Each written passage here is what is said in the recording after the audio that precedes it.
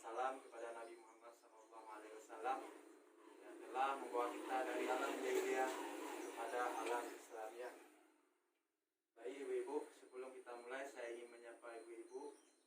Ibu-ibu apa kabar hari ini? Alhamdulillah baik ya Bu ya. Ada puasa Bu? Alhamdulillah Bu ada puasa. Nah Bu, pada hari ini kita akan melakukan pertemuan yaitu sesi 14 mendukung pemanfaatan jamban sehat, yaitu langkah 1 pentingnya pemanfaatan jamban sehat. Nah, kenapa kita perlu menggunakan jamban sehat agar terhindar dari segala penyakit, yaitu penyakit diare maupun penyakit menular lainnya. Nah, nanti kita akan belajar juga tentang ciri-ciri jamban sehat melalui yaitu yuk periksa jamban sehat menggunakan tabel. Nah, selanjutnya pentingnya menggunakan jamban sehat. Kenapa penting kita menggunakan jamban sehat? Karena seperti saya bilang tadi, terhindar dari penyakit diare dan penyakit menular lainnya. Jika jamban yang tidak sehat, kita akan selalu mengalami penyakit diare dan penyakit menular lainnya, sehingga kita dapat kekurangan gizi dan terjadinya stunting. Nah, Bapak Ibu, sekarang kita akan belajar ciri-ciri jamban sehat. Nah, ciri-ciri jamban sehat yang pertama, jarak 10 atau 15 meter dari sumur atau sumber air dijamah oleh serangga atau tikus. Nah, yang ketiga, kedap air dan miring ke arah lubang buangan lantai. Nah, yang keempat, dinding atap pelindung. Yang kelima, penerangan yang cukup. 6, ventilasi udara. 7, sabun, air dan alat pembersih. 8, lantai dan jamban yang dibersihkan. Nah, di sini saya ingin membagikan, yuk periksa jamban kita. Ya, ayo periksa jamban kita. Saya bagikan kepada ibu-ibu. Mohon dicentang. Ya. Mohon dicentang. Ataupun dijawab ketika saya baca Bu ya. Ya. Nah, jarak 10-15 meter dari sumber air. Ada tidak? Di jamban ibu-ibu. Iya atau tidak? Coba dijawab Bu. Jarak 10 atau 15 meter dari sumur. Ya. Yang nomor 1. Nah, yang kedua, kotoran atau tinja tidak dapat dijamah oleh serangga atau tikus. Jika tidak, jawab tidak. Jika iya, jawab iya. Ya. Kedap air dan miring ke arah lubang pembuangan lantai. Ya. Ini kita selalu memikirkan itu ya Bu ya, sebelum membuat kamar mandi ataupun jamban. Nomor 4, dinding dan atap pelindung. Ada Bu? Ada. Jelas ada atap ya Bu ya. Kalau enggak kehujanan ya Bu ya. Buang air bisa kehujanan ya kan? Ya. Nomor 5, penerangan yang cukup. Ada penerangan? Iya. Yang 6, ventilasi udara. Ya.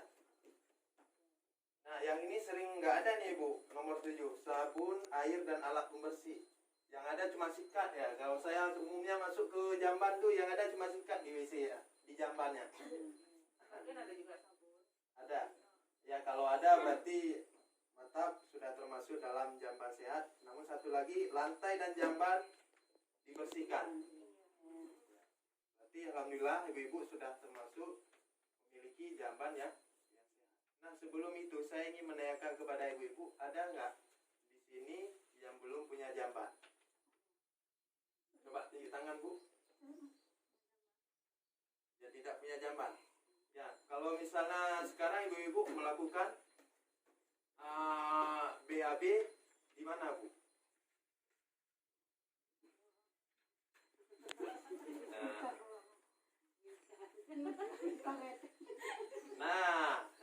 Nah, ibu-ibu, hal yang ibu-ibu lakukan itu hal yang tidak sehat. Ya, jika anak-anak kita tidak sehat, ibu-ibu tidak sehat, tentunya akan terjadi pengurangan gizi pada anak, sehingga dapat terjadinya stunting untuk anak.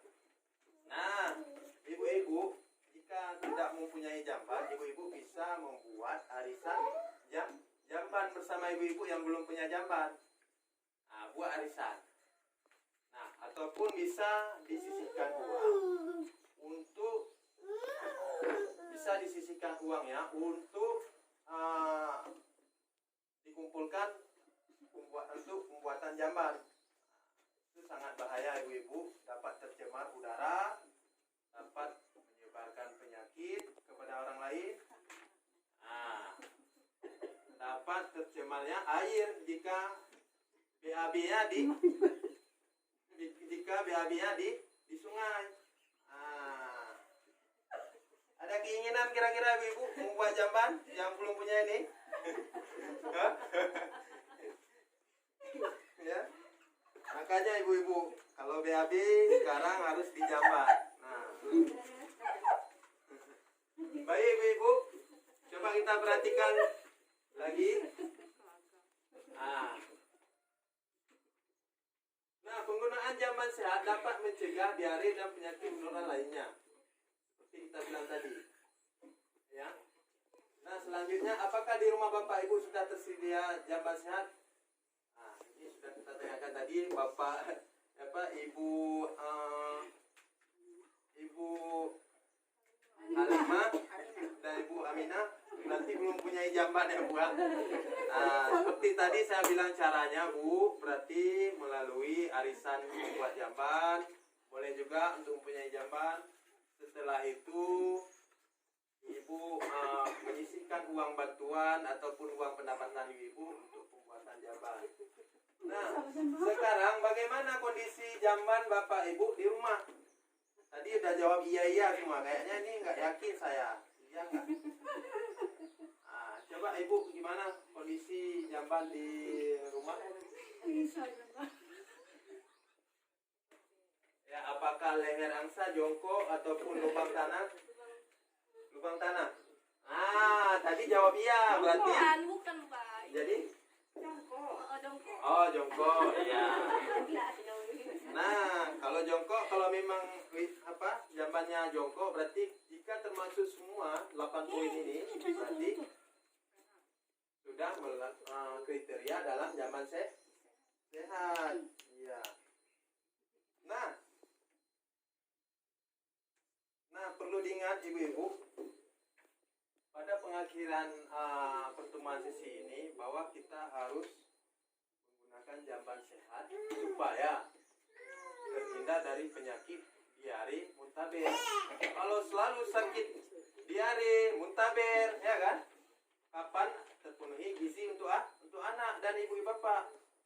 Nah, maka jika mempunyai jamban yang sehat, kita tentunya pasti sehat dan mempunyai kecukupan gizi untuk anak kita semua. Nah, sebelum kita akhiri, ada pertanyaan Bapak Ibu? Sebelum kita akhiri, ada pertanyaan Ibu-Ibu? Maaf, nggak ada bapak-bapak ya.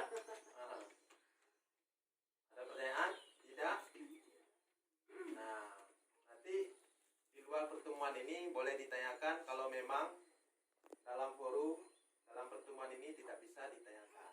Boleh ditanyakan secara pribadi ya. Cukup di sini Bapak Ibu. Cukup di sini Ibu-ibu ya. Selalu saya bilang Bapak Ibu ya.